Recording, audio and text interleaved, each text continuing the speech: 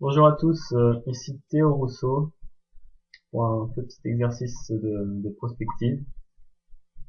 Donc, qu'est-ce que la prospective? Je vais expliquer cela. Mais tout d'abord, je vais expliquer pourquoi j'ai choisi ce thème.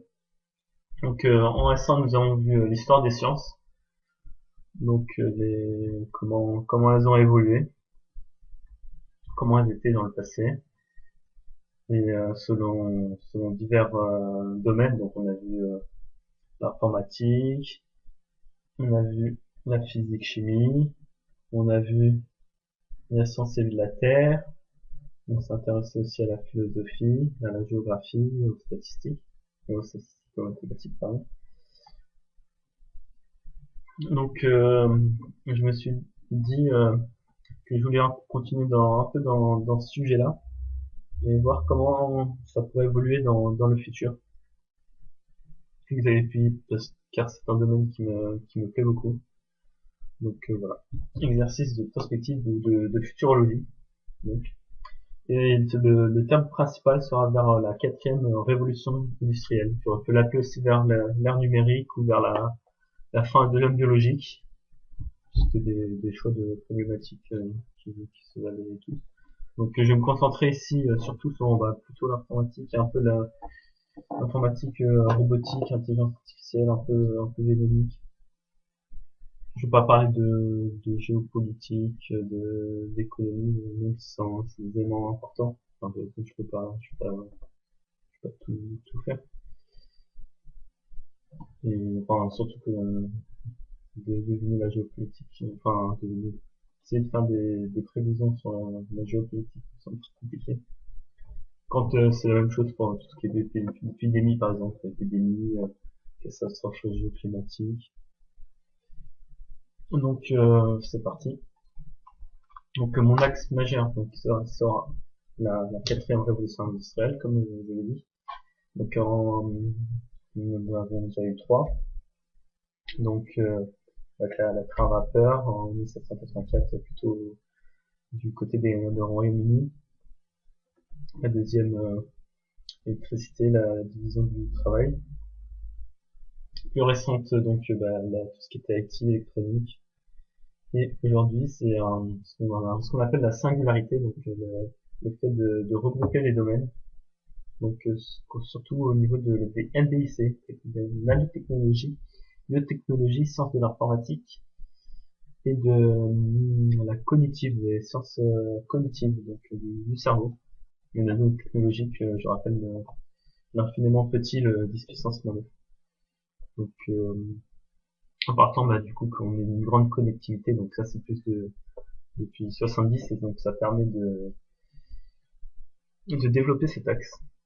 Donc, pour la biotechnologie, donc, surtout au niveau de la génomique, donc, puisque maintenant, ça ne coûte plus très très cher de faire du génome, une analyse du génome, donc, grâce à la puissance des calculs informatiques. Donc, il y a une dizaine d'années, c'était beaucoup plus, ça avait coûté dans les plusieurs milliards, je sais pas. Bon, bref.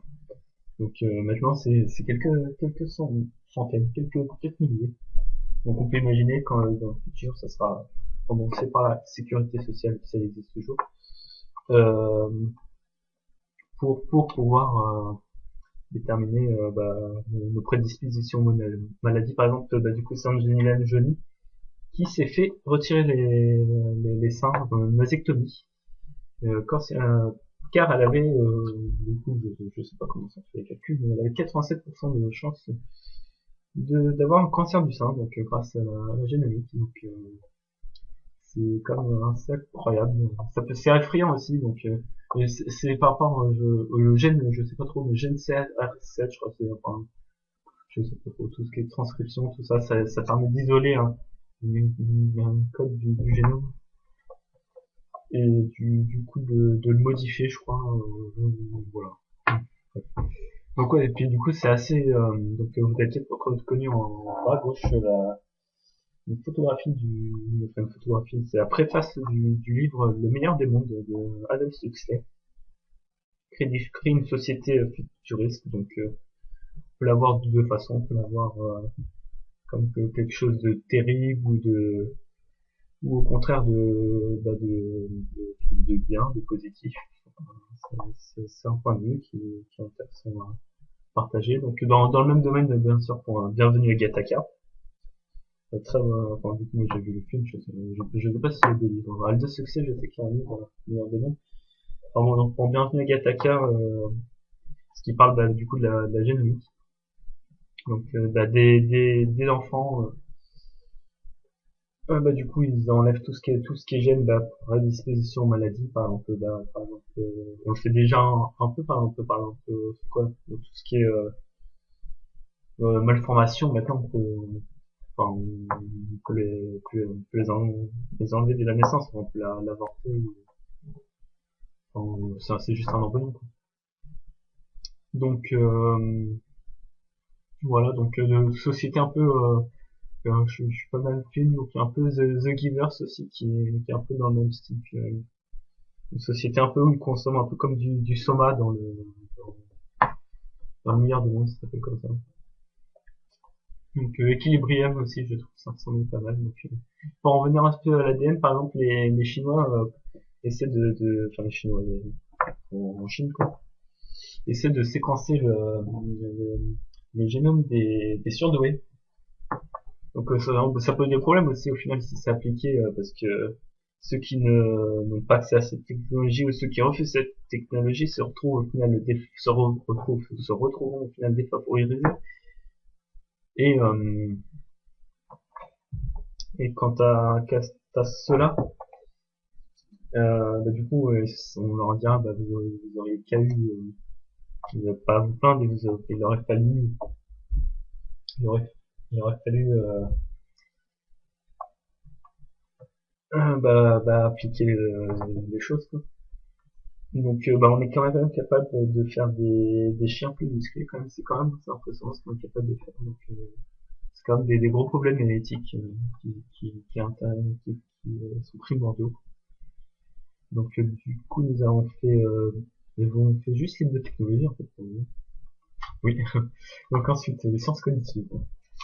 Donc du coup les sciences du cerveau. Donc maintenant on est capable. Donc j'ai mis Ray Kurzweil, l'ingénieur vous pouvez le voir ici, l'ingénieur de Google ici, qui est un pionnier dans ce domaine un peu du transhumanisme aussi, disons, de l'humain amélioré, donc aussi un peu tout ce qui est plus effrayant, et qui est un pionnier en intelligence artificielle. C'est lui qui a développé le OCR, donc reconnaissance de caractère, du coup de ce qui est appliqué dans la robotique maintenant, enfin pour robotique. Ouais. Donc voilà, c'est plus l'axe du science cognitive. Donc ce qu'on est capable de faire maintenant, on essaie de faire une cartographie assez précise du cerveau pour voir quel domaine correspond à quelle fonction cérébrale. Donc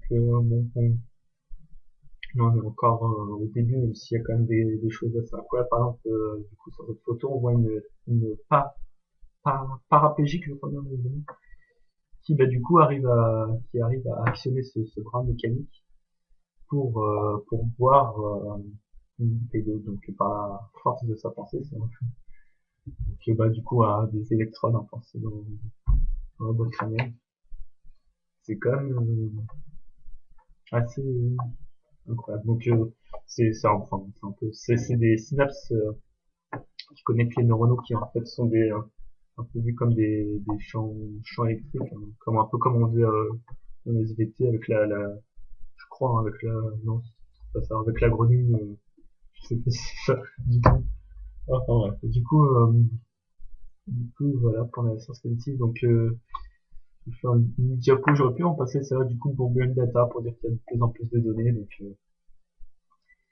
donc on peut les traiter. Et j'ai pas parlé, je voulais parler du web sémantique. Donc actuellement on est au web 2.0 depuis c'est 90 que ça a émergé grâce à Tim Berners-Lee, je crois que j'écorche pas son nom. Donc on pourra imaginer le web sémantique du coup 3.0 qui au niveau des données seront pour l'instant c'est juste des pages d'index gérées par PageRank, Donc par exemple on aura juste à taper quel est je sais pas, je sais pas quelles sont les enzymes je sais pas trop ce que vous aurez enzymes, mais quelles sont les enzymes du format, puis ça nous donnerait la liste directement donc, des données structurées. Donc on peut faire beaucoup de choses avec tout ce qui est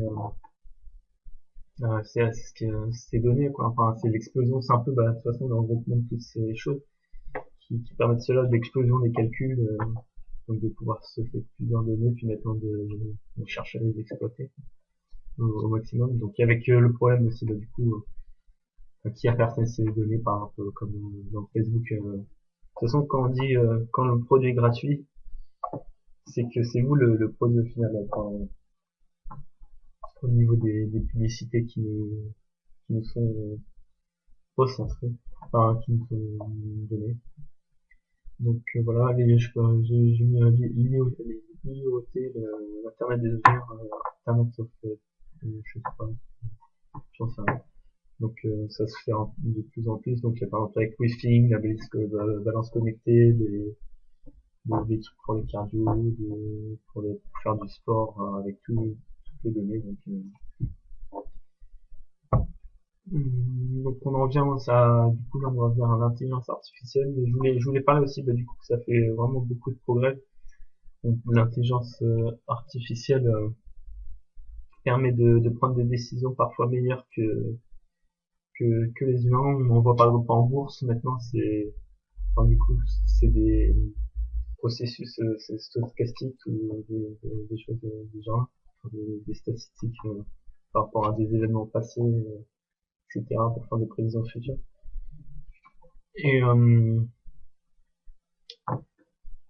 Et du coup, bah, la robotique, au final, enfin, maintenant, les marchés, c'est que ça envoie des messages, c'est des algorithmes, quoi, qui gèrent le marché, c'est assez fou quand on y pense, que l'humain, il joue une place quasiment moindre, et puis on ne sait même pas ce que font ces robots, ça peut amener aussi à la thèse un peu de Skynet, l'humanité qui prendrait le contrôle. Bah, c'est quand même une thèse qu'il faut prendre en compte dans le sens où des personnalités scientifiques connues comme Elon Musk, même Stephen Hawking ont dit que c'était dangereux l'intelligence artificielle et que ça pourrait être une invention terrible pour l'homme. Donc au même sens qu'il a fallu prendre en compte lorsque au niveau de la bombe atomique que ça aurait pu brûler l'atmosphère ou en Suisse au CERN l'accélérateur à particules qui aurait pu créer un trou noir. Donc il faut en prendre en compte cela. Donc nous en venons à l'IA. Bon, l'IA, robotique, économie, enfin, ce que ça apporte du coup aussi au marché du coup sur l'économie, marché de l'emploi. Donc j'ai mis un robot bah, vraiment un robot à droite qui maintenant dans les usines. En fait c'est un robot qui a pas c'est pas des gros robots comme on faisait dans le passé. Maintenant c'est un petit robot et je crois qu'il n'est pas très rapide, mais il n'est pas programmé vraiment pour une tâche. Il est beaucoup plus flexible que les grosses machines qu'on avait qui coûtaient je sais pas, des millions. Et donc un robot un peu plus bah, du coup humain du coup sur la gauche. Je sais pas si on reconnaît, moi du coup je sais qui est le robot. Je ne sais pas si quelqu'un qui ne connaît pas le personnage ne pas savoir qui est l'humain et le robot, c'est sans cette image. Donc le robot il est à droite. Et du coup, enfin on est quand même au balbutiement dans le sens où c'est enfin c'est un peu comme dans le téléphone Siri, on les programme pour des champs donnés. Donc, ce qu'il faut, c'est l'apprentissage sur réseaux neuronaux, apprentissage non supervisé. C'est des robots à machine learning, des robots qui apprennent d'eux-mêmes en fait, qui, bah, qui nous simuleraient l'intelligence. Donc va-t-on voir de plus en plus de robots prendre le travail des hommes, et déjà du coup dans une crise. Est-ce que le chômage est structurel ou conjectural? Moi j'aurais tendance à penser qu'il est vraiment structurel et que ça ne va pas s'améliorer. Car bon, comme c'est l'économie schumpeterienne qui dit que la destruction créatrice du coup, bah, c'est en créant quelque chose, enfin détruisant quelque chose, par exemple, bah, du coup le travail des ouvriers pour créer, bah, du coup ça crée des jobs pour ceux qui vont créer ces robots, mais enfin au final l'écart entre les jobs créés et les jobs perdus, eh ben, il sera faible, donc il y aura plus de jobs perdus que de jobs créés. Donc c'est pour ça que moi je sais pas si on entend un peu parler du revenu universel, revenu de base en ce moment. Dans ce sens, c'est en Finlande, enfin en Scandinavie, je sais pas, Finlande, je crois. Scandinavie peut-être. Mais en Suisse je sais pas si ça a été adopté, mais c'est au moins un test. Donc je crois que ça supprime les prestations sociales. Et voici donc c'était Bernard Defo. Donc voilà, si vous avez des commentaires, quoi que ce soit, n'hésitez pas à poster, ça me fait plaisir d'entendre des points de vue différents. Si vous n'êtes pas d'accord, ou si vous avez vu tout ça. Allez, au revoir.